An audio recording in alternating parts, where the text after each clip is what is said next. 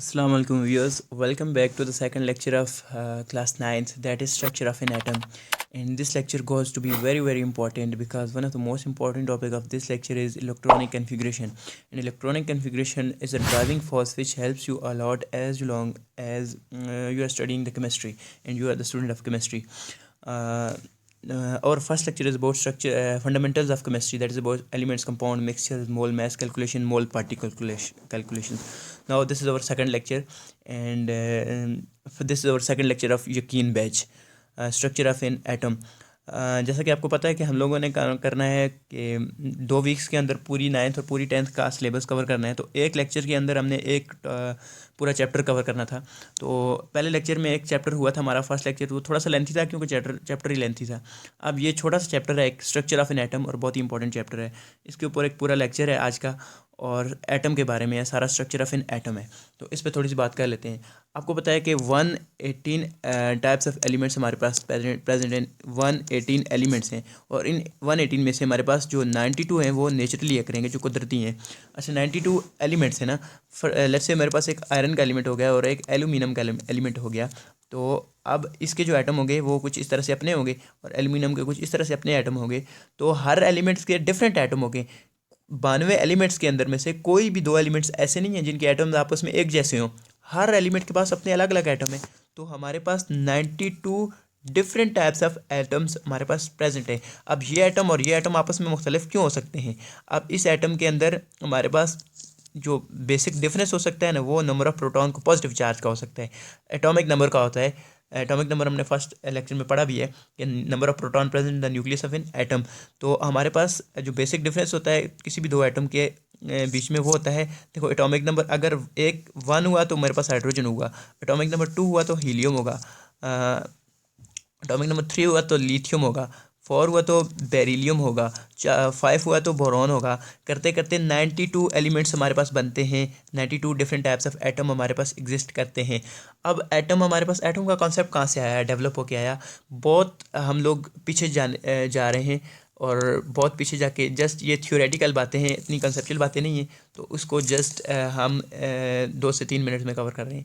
सबसे पहले हमारे पास है डेमोक्राइटस सजेशन 372 460 BC के अंदर है. ये बहुत पहले की इसने बातें की हैं कुछ. तो इसने क्या बोला था? डेमोक्राइटस सजेशन क्या थी? अच्छा, एटम का किस एक एटोमस ग्रीक वर्ड से निकला है जिसका मतलब है इनडिविजिबल. मतलब कि जो मेरे पास ये एटम आ गया, इस एटम को मैं आगे हिस्सों में डिवाइड नहीं कर सकता, डिविजिबल नहीं है, मतलब इनडिविजिबल है. ठीक है. और Greek philosopher Democritus for the first time suggested that, उसने कहा था कि the matter can be ultimately broken down into tiny particles. मतलब ये मैटर का पीस है, तो इसको मैं तोड़ता जाऊंगा, तोड़ते मेरे पास ये टाइनी पार्टिकल्स के अंदर ब्रोक होके इस तरह से आ जाएगा. और इन टाइनी पार्टिकल्स को उसने बोला कि यही मेरे पास एटम हैं, और ये टाइनी पार्टिकल्स फर्दर डिवाइड नहीं हो सकते. ये वाला टाइनी पार्टिकल फॉर एग्जांपल, ये फर्दर डिवाइड होके मज़ीद डिवाइड हो ही नहीं सकता, ये इनडिविजिबल है. इतनी बात कही थी डेमोक्राइटस ने, बहुत पहले की बात है. कितना क्या कहा था कि all the matter can be ultimately broken down to tiny particles. Now these tiny particles are known as atom which is indivisible. Now these tiny particles can not be divided. ठीक है. These tiny particles can not be further divided. ठीक है. अब ये डेमोक्राइटस ने बहुत पहले बात कर दी थी, 400 BC के अंदर बात कर दी थी ना. उसके लंबे अरसे तक इसके बाद किसी ने कोई बात भी नहीं की है एटम के ऊपर. फिर हमारे पास एक आए थे जॉन डाल्टन साहब. तो डाल्टन ने हमारे पास आके कुछ फर्दर एक्सप्लेनेशन दी थी एटम के बारे में. तो जॉन डाल्टन के पॉइंट्स को देख लेते हैं, थोड़ा सा जूम इन कर लेते हैं. एंड देन जॉन डाल्टन ने जस्ट इधर आप लोगों ने इसको, एक मिनट, वेट अ सेकंड, और डाल्टन के बारे में क्या पॉइंट्स हैं ये जस्ट रीड कर लेने आप लोगों को. हम लोग जस्ट पॉइंट्स पे फोकस करते हैं, ये जस्ट थ्योरेटिकल चीज़ें हैं. अच्छा, इन्होंने क्या कहा था? Matter is composed of very small particles called atoms. कि कोई भी मैटर है, ये मैटर है, जैसे कि मैटर का पीस था, तो वो very small particles in atom से मिलकर बना हुआ है. ये तो बात तो उन्होंने भी कही थी. एटम इज़ इनडिविजिबल पार्टिकल, ये बात भी तो सेम उन्होंने कही थी कि इस एटम को मजीद तोड़ा नहीं जा सकता. Atom can neither be created not destroyed, ये बहुत इंपॉर्टेंट बात है. जैसे कि अल्लाह ताला ने कुरान में कहा है कि ये मक्खी या मच्छर का पर नहीं बना सकते, मक्खी या मच्छर का पर नहीं बना सकते. तो ये साइंस खुद जो डाल्टन बोल के गया है इतना अरसा पहले कि एटम के neither be created not destroyed, एक एटम को ना बनाया जा सकता है ना ख़त्म किया जा सकता है. तो अल्लाह ताला ने खजूर की गुठली और बहुत सारी मिसालें दी हैं। तो फिर हम कैसे कह सकते हैं साइंस और टेक्नोलॉजी इतनी ज़्यादा तरक्की करके आगे चली गई है। हालांकि अल्लाह ताला ने हर चीज़ के लिए मटेरियल प्रोवाइड किया हुआ है ज़मीन के अंदर, हम लोग एक चीज़ को दूसरी चीज़ के अंदर कन्वर्ट कर रहे हैं और तरक्की कर रहे हैं। ठीक है, हर चीज़ नेचुरल है, हर चीज़ अल्लाह ताला ने ज़मीन के अंदर हमें प्रोवाइड की हुई है। तो ये इस पॉइंट पर गौर व फिक्र करें तो बहुत सारा हमें बहुत से कॉन्सेप्ट्स हमारे क्लियर होते हैं। नेक्स्ट फोर्थ पॉइंट है हमारा, atoms of particular elements are identical in size, shape, mass and also in other properties. Now इसको समझते हैं। देखो, कोई भी पर्टिकुलर एलिमेंट्स है, हम एग्जांपल लेते हैं आयरन की और एल्यूमिनियम की लेते होते हैं, उसी की ले लेते हैं। ये आयरन का पीस है और ये मेरे पास पीस है जस्ट एल्यूमिनियम का। अब क्या होगा, इस आयरन के मेरे जो जितने भी आइटम है, इस आयरन के अंदर मेरे पास जितने भी आइटम होंगे वो this one is iron, this one is iron and this one is iron atoms. और ये एल्यूमिनियम के एटम है, कुछ इस तरह से होंगे। फॉर एग्जांपल अगर लेट्स से इस तरह के हो गए, तो एक पर्टिकुलर एलिमेंट है, ये एक पर्टिकुलर एलिमेंट है ना, ये उसके एटम है सारे, ये पर्टिकुलर एलिमेंट के एटम है ना। ये देखें आपस में साइज़ में भी एक जैसे हैं, शेप में भी एक जैसे हैं और सारी प्रॉपर्टीज़ इनकी आपस में एक जैसी होगी। मगर दो एलिमेंट्स के जो एटम होंगे वो आपस में एक जैसे नहीं हो सकते। मतलब आयरन के और एल्यूमिनियम के एटम आपस में, ये वाले एटम और ये वाले एटम आपस में एक जैसे नहीं हो सकते, ये डिफरेंट होंगे। अब दो बातें होगी ना कि atom of the particular element, किसी एक एलिमेंट के जो एटम है ये वाले, ये एक जैसे होंगे साइज, शेप और दूसरी प्रॉपर्टीज़ में। और जो दो मुख्तलिफ एलिमेंट्स के एटम भी आपस में एक जैसे नहीं हो सकते, वो मुख्तलिफ होंगे एटम। ये fourth point and fifth point का ये मतलब है। और atom combines with each other in a small whole number ratio. Whole number ratio का क्या मतलब है कि जब एटम आपस में कंबाइन करते हैं तो होल नंबर रेशो में करते हैं। फॉर एग्जांपल मेरे पास एटम कंबाइन करेंगे तो मेरे पास चल रहे हैं तो 1:2 होगी। फॉर एग्जांपल एक कार्बन है और 2 ऑक्सीजन है जुड़ेंगे, इस तरह से क्या होगी, एक कार्बन और रेशो 2 ऑक्सीजन 1:2 हो गई ना। अब ये कभी भी नहीं हो सकता कि 1:2.5 है, एक कार्बन है तो साथ ऑक्सीजन 2.5 जुड़ रहे हैं, ऐसा नहीं हो सकता। होल नंबर क्या होते हैं जिनमें पॉइंट्स ना आ रहा हो, तो हमेशा होल नंबर रेशियो के साथ एटम कंबाइन करेंगे। 1:2, 1:3, 1:4 इस तरह से कंबाइन करेंगे। ठीक है ना, तो होल नंबर रेशो की आपको समझ आ गई। और all the chemical reactions are due to combination and separation of atoms. अब जितने भी डेली लाइफ में एग्जांपल्स देख रहे हैं कि कोई भी केमिकल रिएक्शन हो रहा है, कोई मैटर एक फॉर्म से दूसरी फॉर्म में जा रहा है, कोई कलर चेंज हो रहा है, चाय में दूध डालें तो कलर चेंज हो रहा है, क्यों हो रहा है, इसके पीछे में जो भी केमिकल चेंजेस हैं वो इसी वजह से हैं कि दो एटम्स, ये एक एटम हो गया, ये दूसरा एटम, ये जाके आपस में या तो एटम कंबाइन कर रहे हैं या कंबाइन किए हुए एटम हमारे सेपरेट हो रहे हैं। तो इनकी कम्बिनेशन और सेपरेशन की वजह से हमारे सारे केमिकल रिएक्शन जो हैं वो टेक प्लेस करते हैं। ये जॉन डाल्टन के पॉइंट्स है एटम के बारे में। तो ये जस्ट पॉइंट्स, मेमोराइजिंग पॉइंट्स है, जो समझने वाली बातें थी वो क्लियर हो गई हैं। नेक्स्ट, रदरफोर्ड ने हमारे पास क्या किया था। अच्छा, इन दो भाई साहब ने, जॉन डाल्टन ने और उससे पीछे जो डेमोक्राइटस ने, उन्होंने जस्ट एटम को एक सॉलिड बॉल माना था ना, सॉलिड बॉल है, और फर्दर कोई बात नहीं की थी उसके बारे में, जस्ट सॉलिड बॉल है, इसके अंदर क्या है, अंदर की चीज़ों को तो नहीं एक्सप्लेन किया था। अब रदरफोर्ड क्यों आया कि ये देखें, ये पार्टिकल एटम है, तो इसके अंदर एक इलेक्ट्रॉन है जो नेगेटिव चार्ज कैरी कर रहा है, एक प्रोटॉन है जो पॉजिटिव चार्ज कैरी कर रहा है। इसके बारे में बातें आके रदरफोर्ड ने बताई हैं। इलेक्ट्रॉन्स और प्रोटॉन्स के बारे में बातें की है। स्ट्रक्चर ऑफ एटम, यानी कि एटम के अंदर का जो स्ट्रक्चर है उसके बारे में बातें की है। किसने, रदरफोर्ड ने आके। अब रदरफोर्ड ने एक एक्सपेरिमेंट्स किया था तो उसको देख लेते हैं। 1911 है, हम पेन का कलर चेंज कर लें। 1911 देखें, बहुत लंबे अरसे बाद रदरफोर्ड आए हैं ना। तो 1911 के अंदर रदरफोर्ड ने perform experiment in order to know the arrangement of electrons and protons in atom. ये बात है कि ये एटम है ना, तो इसके अंदर इलेक्ट्रॉन और प्रोटॉन की अरेंजमेंट क्या है, किस तरह से वो अरेंज किए हुए हैं, कहाँ कहाँ प्रेजेंट करते हैं, कहाँ कहाँ लाए करते हैं, उसके बारे में सारी बातें रदरफोर्ड ने की थी। Rutherford performed experiment. अच्छा, हम लोग डायरेक्ट डायग्राम से इसको एक्सप्लेन करते हैं। नोट्स आप लोगों को इस तरह से अवेलेबल हो जाएंगे, यहाँ से रीड भी कर लीजिएगा। मैं सारी डायग्राम से आप लोगों को एक्सप्लेन कर रहा हूँ। और अब देखते हैं, अब आप लोग देखें कि इसकी मैं एक्सप्लेन करने से पहले आप लोगों को जस्ट एक पेज इंसर्ट कर लेते हैं आप लोगों को, फिर उसमें से insert a page, then insert, और ये यहाँ पे एक्सप्लेन करते हैं। फॉर एग्जांपल एक क्रिकेट का स्टेडियम है मेरे पास और इसके अंदर एक बॉल रखी हुई है छोटी सी, ये एक बॉल रखी हुई है और आप लोग बाउंड्री पे बैठे हुए हैं। अब बाउंड्री पे बैठे हुए हैं, ये आप लोग बाउंड्री पे बैठे हुए हैं और आप लोगों को मैं 20,000 बॉल्स दे रहा हूँ। कितनी, 20,000 बॉल्स दे रहा हूँ कि आप लोग थ्रो करते जाओ और इस गेंद को मार के दिखाओ। तो आप लोग 20,000 बालें फेंकोगे तो वो कभी भी इसको हिट नहीं करेंगे, क्योंकि ग्राउंड बहुत बड़ा है और आपको बाउंड्री पे बैठे हो और आप लोग सेंटर में पिच के अंदर एक बॉल पड़ी हुई है, उसको आप मारना चाह रहे हो। तो 20,000 बॉलें आपने अगर फेंकी हैं तो वो स्ट्रेट पास कर जाएंगी, इसको हिट नहीं करेंगी और वो दूसरी बाउंड्री तक पहुँच जाएंगी। कितनी, 19,990 के करीब बालें तो सीधी गुजर जाएंगी, आपका चांस ही नहीं है कि इस बॉल को टच करें। अच्छा, आप लोगों के पास जस्ट फॉर एग्जांपल आप लोग इमेजिन कर लें, सपोज कर लें कि दो बालें ऐसी हैं, सिर्फ दो मरतबा आप कामयाब हुए हैं और दो बालें इसके साथ टकराई हैं और वो टकरा के बाउंस बैक होके पीछे आ गई हैं। और कुछ 8 बालें ऐसी हुई हैं, देखो 19,990, तो इसमें से कितनी बच रही हैं? 10 बच गई ना। उस 10 में से दो दो और निकाल लें, दो हमारे पास तो बाउंस बैक होके पीछे आ गई हैं, दो हमारे पास रिवर्स आ गई हैं। और अब कितनी बच गई हैं? अब 8 बालें बच गई हैं ना। अब ये वाली 8 बालें इसको हल्की सी टच करके कोई इधर मूव की है, कोई इसके हल्की सी टच करके इधर मूव कर गई है, कोई इधर मूव कर गई है। इस तरह से ये आपके पास चांसेस हैं। 19,990 तो स्ट्रेट पास कर रही हैं। अब आप लोगों को इस ग्राउंड के बारे में, क्या आपकी आंखें बंद हैं, ठीक है, आपको इस ग्राउंड के बारे में कुछ नज़र नहीं आता, तो आप लोगों को बालें, आप लोगों ने यहाँ पे एक स्क्रीन लगाई हुई है, ठीक है। अब यो बालें आपके पास सीधी जा रही थी 19,990, वो स्क्रीन पे लग रही हैं, तो आप लोग को पता चल रहा है, वैसे आपको ग्राउंड नज़र नहीं आ रहा। अब इससे आप लोग क्या कंक्लूड कर सकते हो कि ये पूरे का पूरा ग्राउंड खाली है ना, तभी तो 19,990 बालें मेरी सीधी चली गई हैं। क्यों पूरे का पूरा ग्राउंड खाली है? सारा ग्राउंड खाली ना होता तो मेरी सारी गेंदें क्यों पास होकर दूसरी बाउंड्री पे जाती? बीच में कुछ चीज़ें होती तो मेरे बाली रुक जाती ना, तो आपने उन्हें बालों को ऐसे फेंका है। तो सेकेंडली, जो 8 बालें हमारे पास जो डिफ्लेक्ट होकर इस तरह आ रही हैं, 8 बालें हमारे पास जो इस बाल को टकरा रही हैं, तो इससे ये साबित होता है कि उस ग्राउंड के अंदर छोटी सी चीज़ रखी हुई है, कोई इस तरह से बाल रखी हुई है, जिसकी वजह से 8 बालें तो मेरी इधर उधर जा रही हैं। और जब 2 बालें वापस आ रही हैं मेरे पास बाउंस बैक होके, तो उससे मुझे पता चल रहा है कि 2 बालें जो इसको सीधा जाके हिट कर रही हैं, वो बालें 2 वापस आ रही हैं। तो इसका मतलब है कि कुछ ना कुछ बिल्कुल छोटी सी चीज़ इस ग्राउंड के बीच में रखी हुई है, इसकी वजह से 2 बॉलें वापस आई हैं, 8 बालें डिफ्लेक्ट हुई हैं और 19,900 में 2 बातें इंक्लूड की हैं। एक क्या की है, पहली बात क्या है कि एम्प्टी है, एम्प्टी है, मोस्ट स्पेस है, जो बॉस मोस्ट स्पेस इस ग्राउंड में है ना, वो एम्प्टी है, खाली है, उसमें कुछ भी नहीं है। और फिर दूसरी बात यह है कि हमारे पास कुछ ना कुछ इसके दरमियान में कोई ऐसी चीज़ पड़ी हुई है कि ये बालें मेरे पास वापस आ रही हैं ना। इसको हम एक्सप्लेन करते हैं, रदरफोर्ड के मॉडल को अब एक्सप्लेन करते हैं इसकी बेस पे। ये कॉन्सेप्ट आप ले लें और अब आप रदरफोर्ड के बारे में सब सोचिएगा कि रदरफोर्ड का मॉडल क्या कह रहा है।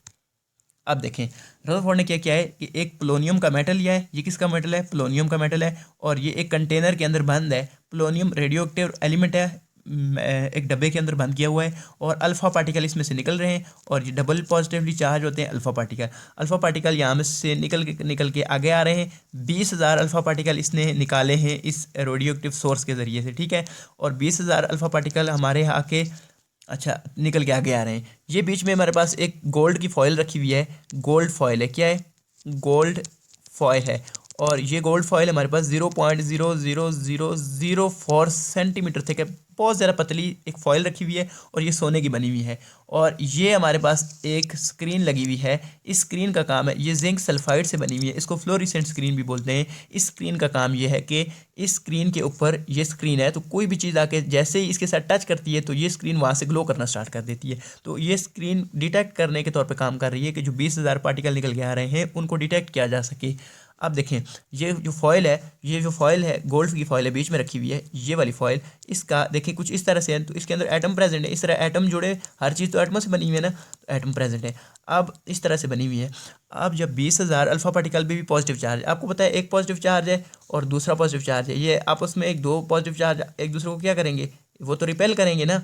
अब बीच में एक पॉजिटिव चार्ज हुआ और मैं इधर से पॉजिटिव चार्ज इसकी तरफ भेज रहा हूँ, तो वो पॉजिटिव चार्ज जो इससे टकराएगा तो वो तो बाउंस बैक होकर पॉजिटिव चार्ज पीछे आ जाएगा। जो पॉजिटिव चार्ज इसके पास में से गुजरेगा वो इस तरह से डिफ्लेक्ट हो जाएगा। जो पॉजिटिव चार्ज इसके दूर दूर से गुजरेगा वो सीधा पास हो जाएगा। अब 20,000 अल्फ़ा पार्टिकल हमारे सीधे जा रहे हैं। अब देखना क्या होगा। रदरफोर्ड ने देखा, ऑब्जर्व किया कि 20,000 में से यहाँ पे इतनी ज़्यादा ग्लो कर रही है स्क्रीन, इतनी ज़्यादा ग्लो कर रही है कि 19,990 हमारे पास तो स्ट्रेट फॉरवर्ड कर रहे हैं, पार्टिकल स्ट्रेट जा रहे हैं। इसका क्या मतलब हुआ कि इन एटमों के अंदर ये जो एटम थे इस गोल्ड फॉइल से मिलकर बने हुए थे, गोल्ड फॉइल जिन एटमों से मिलकर बनी हुई थी, उन एटमों के बीच में से पार्टिकल तो सीधे जा रहे हैं। मतलब ये एटम तो खाली है, इन एटमों में तो कुछ है ही नहीं। मतलब ये मेरे पास एटम है तो इसमें तो कुछ है ही नहीं, क्योंकि 20,000 में से 19,990 पार्टिकल तो सीधे जाके यहाँ पे डिटेक्ट हो रहे हैं। तो एटम के अंदर क्या है, ये एक एटम को देख रहे थे, इनमें से एक एटम को देखो, तो एक एटम में से 20,000 पार्टिकल गुजरे तो सीधे चले गए हैं। तो मतलब इस एटम में कुछ भी नहीं है, ये एटम क्या है, एम्प्टी है।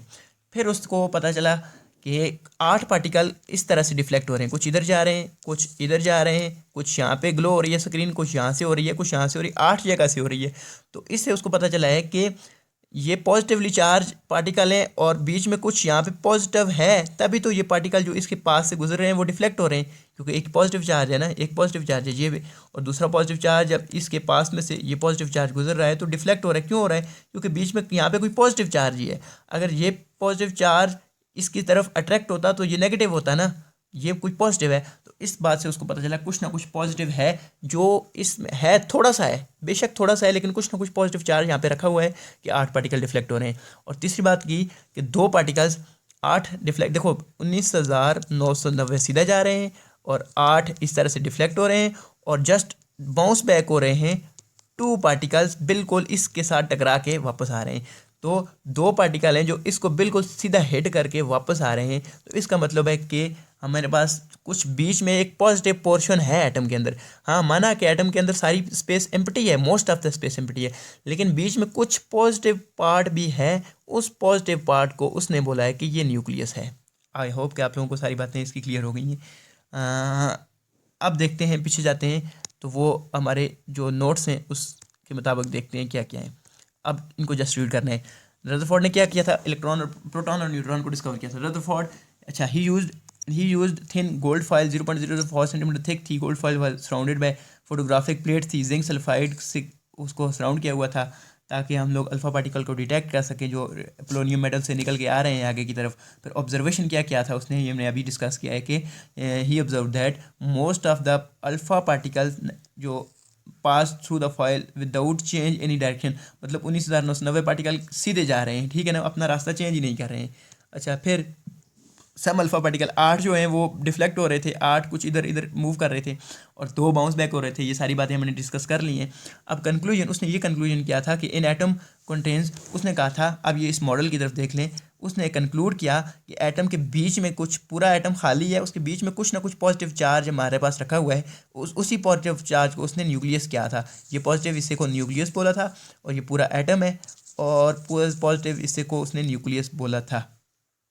तो ये उसका रदरफोर्ड का जो मॉडल था, एटम का मॉडल था। और यहाँ पे हमने उसकी पूरी डायग्राम को डिस्कस कर लिया है। ये सारे नोट्स आप लोगों को व्हाट्सएप के ग्रुप में अवेलेबल होंगे। अब जाते हैं रदरफोर्ड के अंदर डिफेक्ट्स क्या थे। रदरफोर्ड के एटॉमिक मॉडल के अंदर डिफेक्ट्स क्या थे। ये डिफेक्ट्स बहुत ज़्यादा इंपॉर्टेंट है, ये पेपर पॉइंट ऑफ व्यू से ये बार बार रिपीट होकर आते रहते हैं, तो इन डिफेक्ट्स को देख लेते हैं। अच्छा, Rutherford atomic model of an atom, अच्छा देख लेते हैं। अब डायरेक्टली इनको डिस्कस कर लेते हैं, इतना इसको डीप नहीं जाएंगे। रदरफोर्ड इज बेस्ड, अच्छा, रदरफोर्ड ने क्या कहा था कि एक मेरे पास जैसे सूरज है और सूरज के अराउंड इस तरह से प्लानट सारे मूव कर रहे हैं, इसके इर्द गिर्द मूव कर रहे हैं, तो इसी तरह से एटम है, उसमें न्यूक्लियस है और न्यूक्लियस के इर्द गिर्द मेरे पास इलेक्ट्रॉन इस तरह से मूव कर रहे हैं। अब जो लाज रदरफोर्ड ने यूज़ किए ना, वो न्यूट्रल, देखें ये प्लानट भी न्यूट्रल था, ये सन भी न्यूट्रल है, और ये जो प्लानट और सन मूव कर रहे हैं ये on the basis of those लाज, ये न्यूट्रल बॉडीज़ है ना, तो वो जो लाज थे वो भी न्यूट्रल बॉडीज़ के थे, अप्लाई हो रहे थे। लेकिन एटम के अंदर तो चार्ज पार्टिकल्स आ गए ना, इलेक्ट्रॉन्स, चार्ज पार्टिकल है ना, चार्ज पार्टिकल मूव कर रहा है, तो वो लाज इस इलेक्ट्रॉन के ऊपर अप्लाई नहीं हो सकते हैं, ठीक है ना, क्योंकि इलेक्ट्रॉन चार्ज बॉडीज़ है और एटम पूरा बेशक न्यूट्रल है, लेकिन इलेक्ट्रॉन तो चार्ज बॉडीज़ है, तो वो वाले लाज न्यूट्रल बॉडीज़ के लिए थे। दूसरा मेन इंपॉर्टेंट पॉइंट है, ये दूसरा पॉइंट बहुत ज़्यादा इंपॉर्टेंट है, ये दूसरा पॉइंट ये वाला, अकॉर्डिंग टू मैक्सवेल थ्योरी। अच्छा, उसने कहा था कि अब एक ले लेते हैं, एक इंसर्ट पेज कर लेते हैं, तो वहाँ पे समझते हैं जाके इसको, and then page action in now. हमारे पास क्या है कि देखें, लेट्स से ये हमारे पास एटम है और ये हमारे पास एक इलेक्ट्रॉन है।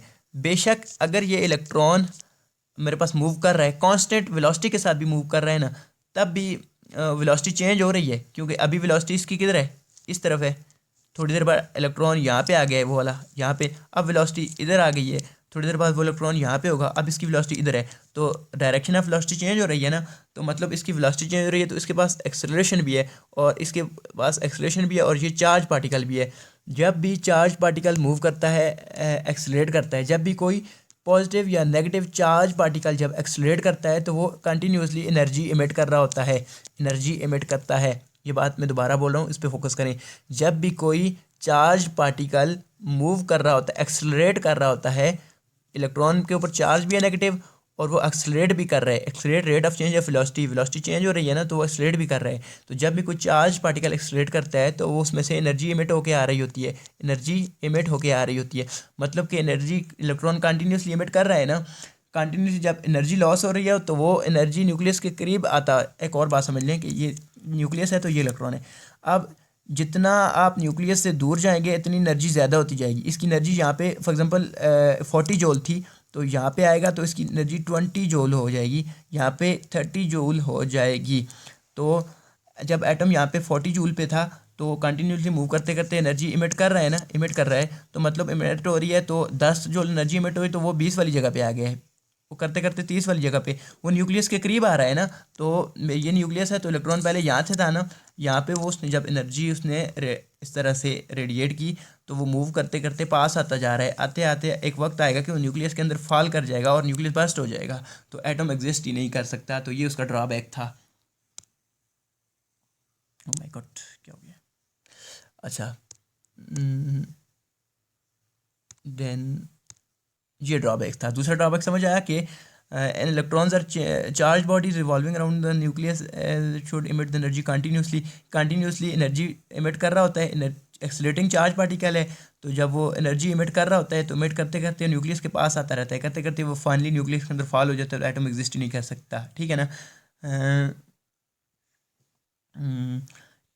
अच्छा, फिर फोर्थ पॉइंट है कि थर्ड पॉइंट भी वही है कि it does not if electron radiate, वही बोल रहा है कि अगर इलेक्ट्रॉन कंटिन्यू एनर्जी रेडिएट कर रहा है तो फाइनली उसने न्यूक्लियस के अंदर फाल हो जाना है। ठीक है, तो न्यूक्लियस इस तरह से एटम एग्जिस्ट ही नहीं कर सकता। फोर्थ पॉइंट ये है कि इसने कोई एक्सप्लेनेशन नहीं दी केमिकल प्रॉपर्टीज़ के ऊपर, कोई भी केमिकल रिएक्शंस के ऊपर कोई भी इसने एक्सप्लेनेशन नहीं दी थी। ये डिफेक्ट्स थे, ये कोई नुक्स थे रदरफोर्ड के मॉडल के ऊपर। ठीक है, अब हमारे पास आता है, इसको कर लेते हैं।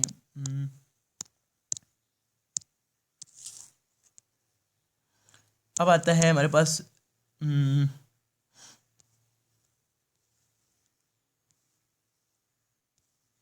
नील बोर का जो मॉडल है, नील बोर का मॉडल आ जाता है। इसको देख लेते हैं, नील बोर का मॉडल हमें क्या बोल रहा है। अब जो जो डिफेक्ट्स थे रदरफोर्ड के मॉडल के ऊपर वो नील बोर में आके ख़त्म हो रहे हैं, दूर हो रहे हैं। ठीक है ना? तो इस पर इतने ज़्यादा लंबी बात नहीं की जाएगी, हमारा इलेक्ट्रॉनिक कन्फिग्रेशन और फर्दर टॉपिक्स पे ज़्यादा बहस करेंगे, लेकिन इसको हम जस्ट समझअप करते हैं। 1913 के अंदर हम जब पॉइंट्स को देखते हैं, बाकी आपने थ्योरी पढ़ लेनी है, उसमें इतना इशू नहीं है कि उसने क्या क्या बोला था। उसने कौन कौन से पॉइंट दिए थे। Electrons are revolving around the nucleus, just मैं पॉइंट्स तो जैसे पढ़ लूँगा, मैं साइड पे एक्सप्लेन कर रहा हूँ, तो आप लोगों को पॉइंट्स बुक से भी पढ़ लेने हैं। पॉइंट्स में इतना मसला नहीं है, अगर आप लोगों को नज़र नहीं आ रहे, मैं जस्ट यहाँ पे आप लोगों को साथ में एक्सप्लेन कर रहा हूँ। तो ये मेरे पास आ गया है, इसको कलर एंड देन पेन। ठीक है, और इसको हम एक्सप्लेन कर रहे हैं। आप लोगों को पॉइंट्स नज़र नहीं आ रहे हैं तो बुक से भी पढ़ सकते हैं, जस्ट आप लोगों को कॉन्सेप्ट होना चाहिए। और ये points just as it is लिखे हुए हैं, तो इन्हीं को फॉलो करना है, इसमें ज़्यादा नोट्स की ज़रूरत नहीं है इस टॉपिक में। ठीक है, तो ये कुछ हमारे पास हो गया है, ये न्यूक्लियस हो गया। हम लोग थोड़ा सा इसको इस तरह से बना लेते हैं, फिर हम इस पे बात करेंगे। सारी बात हमारी होती है, इसके ऊपर बात होगी। अब देखें, पहला पॉइंट उसने कहा था electrons are revolving around the nucleus in a one of the fixed circular path called shells orbit or energy level. अच्छा, इलेक्ट्रॉन फिक्स, देखो उस नील रदरफोर्ड के मुताबिक तो इलेक्ट्रॉन न्यूक्लियस के इर्द गिर्द किस तरह मूव कर रहे थे, इस तरह स्पायरल शेप में मूव कर रहे थे। कोई फिक्स पाथ तो नहीं था ना, फिक्स पाथ नहीं था, बस रैंडमली स्पायरल पाथ में मूव कर रहे थे। लेकिन इसने कहा नहीं, एक फिक्स पाथ है, एक ये फिक्स पाथ है। देखिए, हर एक ऑर्बिट अपना अपना है और इसके अंदर ख़ास तरह से इलेक्ट्रॉन मूव कर रहे हैं। और इस ऑर्बिट उसने कहा है शेल, ये जो ऑर्बिट थे, ये हो गया, ये हो गया, ये पहला ऑर्बिट हो गया, ये दूसरा हो गया, ये तीसरा हो गया, सॉरी ये दूसरा और तीसरा, इनको उसने कहा है शेल्स।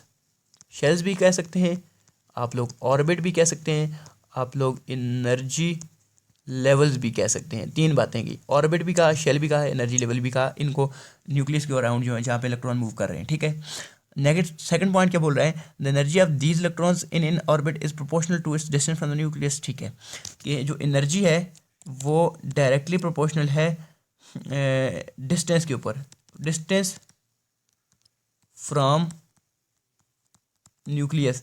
मतलब कि ये देखें, यहाँ से तक डिस्टेंस है, तो ये पहले शेल के दरमियान देखिए डिस्टेंस है, दूसरे शेल में डिस्टेंस और बढ़ गया है, तीसरे शेल की तरफ जाते जाते डिस्टेंस और बढ़ गया है। तो जितना डिस्टेंस बढ़ेगा इतनी एनर्जी बढ़ेगी। फॉर एग्जांपल ये फर्स्ट शेल है तो इसकी एनर्जी 10 जूल है, तो सेकंड की एनर्जी 20 जूल हो जाएगी, थर्ड की एनर्जी 40 जूल हो जाएगी। करते करते एनर्जी बढ़ती जाएगी। जैसे हम लोग दूर मूव करते हैं न्यूक्लियस के, जितना भी दूर मूव करेंगे हमारी एनर्जी बढ़ जाएगी। इसकी 10 है तो इसकी 20 है और उसकी 40 है और फर्दर ऐसे बढ़ती जाएगी।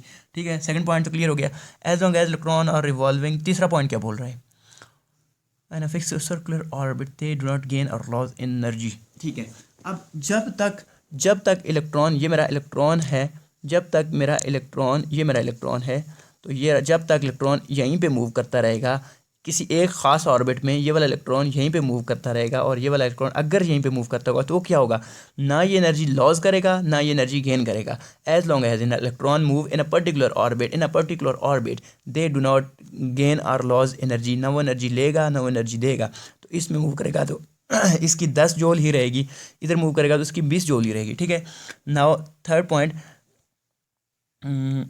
Energy of in orbit is fixed. ये बोल रहा है कि इसकी एनर्जी फिक्स है, 10 है, इसकी 20 है, इसकी 40 है, पहले बात कर ली। फोर्थ पॉइंट क्या बोल रहा है कि when an electron jumps from higher energy orbit to lower energy orbit it radiates energy and when it jumps from. ठीक है, इस बात का मतलब देखते हैं। चौथे पॉइंट का मतलब क्या है, जब इलेक्ट्रॉन, ये हायर एनर्जी ऑर्बिट है ना, देखो ये वाला हायर है, ये वाला लोअर है। हम लोग इसको और इसको देख रहे हैं। ठीक है, किसी भी दो को हम लोग इसको इसको भी आपस में दो को कंपेयर कर सकते हैं, इन दोनों को भी कंपेयर कर सकते हैं। हम किसी भी दो शेल्स को ले लेते हैं। ठीक है ना, फॉर एग्जांपल हमने इन दो शेल्स को लिया तो ये वाला हायर हो गया, ये वाला लोअर हो गया। अब जब इलेक्ट्रॉन जंप करेगा हायर में से लोअर में, यहाँ से जंप करके यहाँ पे आएगा, तो यहाँ की एनर्जी क्या थी, यहाँ की एनर्जी थी, इधर देखते हैं तो 40 जूल थी ना, यहाँ पे 40 जूल एनर्जी थी, तो यहाँ पे कितनी थी, 20 जूल थी। फॉर एग्जांपल 20 जूल, तो वहाँ से यहाँ तक जब आएगा ना तो एनर्जी क्या करेगा, 40 वाले में से 20 वाले में आएगा तो बाकी 20 जूल एनर्जी किधर जाएगी, वो लॉस कर देगा, वो 20 जूल एनर्जी लॉस कर देगा। मतलब when electron jumps from higher energy level, ये क्या है, एनर्जी लेवल है, ये ऑर्बिट है, ये शेल है। When electron jump from higher shell to lower shell it radiate energy, it loses energy. इसी के अपोजिट कर लें, when electron jumps from low energy orbit to high energy orbit, जब लो से हाई की तरफ जाएगा फॉर एग्जांपल ये लोअर था तो इसमें से हायर जाएगा तो इसकी 20 जूल है तो उसकी 40 है ना, मतलब इसको अभी इसको चाहिए एनर्जी 20 में से 40 जूल वाले ऑर्बिट, 20 जूल वाले ऑर्बिट से 40 जूल वाले ऑर्बिट के अंदर जाने के लिए इसको एनर्जी चाहिए ना, तो इसको 20 जूल एनर्जी एब्जॉर्ब करनी होगी तब हो जाएगा। तो ये पॉइंट्स हैं कि जब इलेक्ट्रॉन ऊपर से नीचे आता है तो एनर्जी लॉस कर देता है, नीचे से ऊपर जाता है तो उसको एनर्जी चाहिए होती है। तो ये सिंपल सी बातें हैं। ठीक है, अब इसको हमने चेंज इन एनर्जी लिखा हुआ है ना, del E is equal to E2 minus E1। कभी भी हमें एनर्जी का डिफरेंस फाइंड करना हो ना तो हमने E2 हायर वाले की एनर्जी माइनस लोअर वाले की एनर्जी फाइंड करनी होती है। मतलब कि आप फॉर एग्जांपल इलेक्ट्रॉन जंप करके आए, ऊपर से नीचे जंप करके आए, ठीक है ना, हायर से लोअर की तरफ जंप करके आए तो उसने एनर्जी लॉस किया, तो कितनी लॉस की है, हम लॉस की भी फाइंड करते हैं। Is equal to E two किसकी एनर्जी थी, E2 हायर वाले की एनर्जी कितनी थी 14, तो 40 जूल माइनस E1 लोअर वाली की एनर्जी कितनी थी 20, तो 20 तो कितना आया हमारे पास आंसर है 20, यानी कि 20 जूल की एनर्जी इसने लॉस की है हायर से लोअर की तरफ आते हुए। अब ये हमारे पास एनर्जी चेंज आया है। ठीक है, अब डेल ई आ गया इस तरह से। अगर हमारे पास इलेक्ट्रॉन मूव कर रहा है नीचे से ऊपर की तरफ तो फिर डेल ई कितनी होगी। अगर हम दूसरे और तीसरे को ले लेते हैं, हम लोग अब इन दो शेल्स को कंपेयर कर लेते हैं। यहाँ पे E2 माइनस E1 होगा, E2 कितना है 20 जूल माइनस E1 कितना है 10 जूल, तो 20 माइनस 10 जूल तो इक्वल टू आंसर आता है 10। तो अब 10 जूल की एनर्जी इसको एब्जॉर्ब करनी होगी तो तब इलेक्ट्रॉन मूव करके जा सकता है। तो ये इस बात का ये मतलब है। तो तो डेल ई, ये क्वेश्चन क्या लिखी हो, डेल ई, हम लोग इसको थोड़ा करके देख लेते हैं, इसको जूम इन करके देख लेते हैं। ये लें,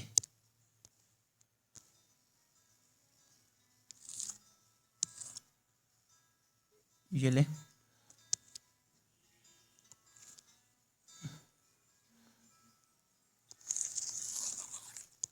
वेट अ सेकंड,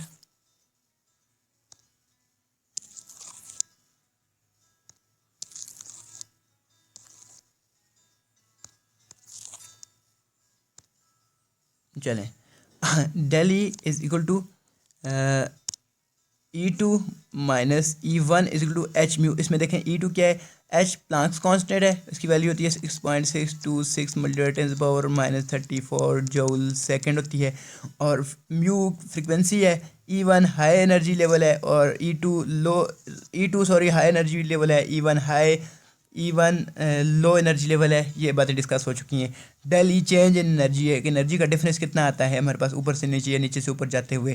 तो electron can reside in any orbit, इसका क्या मतलब है, इन can not stay between them, मतलब इलेक्ट्रॉन इस ऑर्बिट पे रह सकता है, इसमें भी रह सकता है, लेकिन इनके बीच में यहाँ पे रह नहीं सकता है, यहाँ पे कभी नहीं रहेगा। बस ये बात है इसका।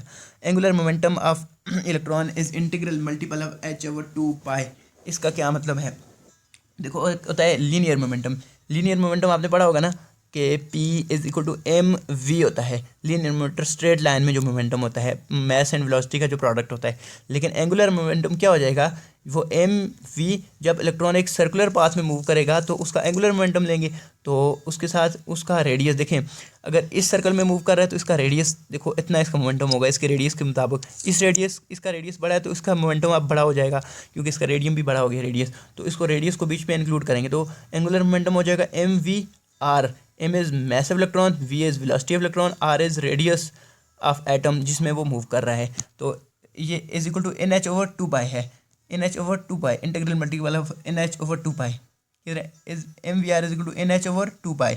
यहाँ पे n क्या है, n है नंबर ऑफ शेल्स बता रहा है कि 1, ये वाला शेल है, ये 1 हो गया, ये दूसरा शेल में मूव कर रहा है, ये तीसरे में है, इस तरह से चौथे में, पांचवें। n हमें नंबर ऑफ इलेक्ट्रॉन मूव कर शेल बता रहा है। अब किसी भी शेल फॉर एग्जाम्पल मैंने ये इस वाले शेल का मैंने एंगुलर मोमेंटम फाइंड करना है, तो मैंने क्या करना है, मैंने simple mvr is equal to, तो दूसरा शेल है ना, तो NH/2π होता है ना, तो मैं क्या करूँगा, m मैस ऑफ इलेक्ट्रॉन डाल दूंगा, वेलोसिटी ऑफ इलेक्ट्रॉन भी डाल दूंगा, रेडियस ऑफ दिस शेल यहाँ से लेकर यहाँ तक न्यूक्लियस का जितना रेडियस है वो भी डाल दूंगा, इज इक्वल टू n कितना है, दूसरा 2 है ना, तो 2 तो h प्लस कांस्टेंट की वैल्यू डाल दूंगा डिवाइड 2 और पाई की वैल्यू डाल दूंगा, मेरे पास इसका एंगुलर मोमेंटम आ जाएगा इस दूसरे शेल का। इस तरह से किसी भी शेल का एंगुलर मोमेंटम हम लोग फाइंड कर सकते हैं, ठीक है। अब ये है, यहाँ पे n क्या था, mvr क्या था कि mvr is equal to NH/2π।